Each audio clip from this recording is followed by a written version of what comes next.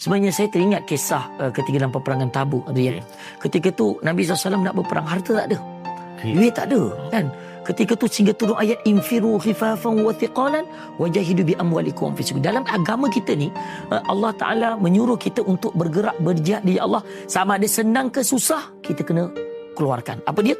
Bi amwalikum wa anfusikum, dengan harta-harta dan diri kita. Okey, hari ni kita dah datang di depan TV Jerah. Kita hadir majlis-majlis, betul. Tapi harta kita amat kedekut. Jadi ketika dalam peperangan Tabuk, duit tak ada. Waktu itu semua keluarkan duit. Sayyidina Umar Al-Khattab bagi separuh hartanya, 3,000 dinar emas. Sayyidina Abu Bakar bagi semua harta tak tertinggali, 4,000 dinar. Sayyidina Osman dengan beratus-ratus ekor unta, kuda dan macam-macam lagi.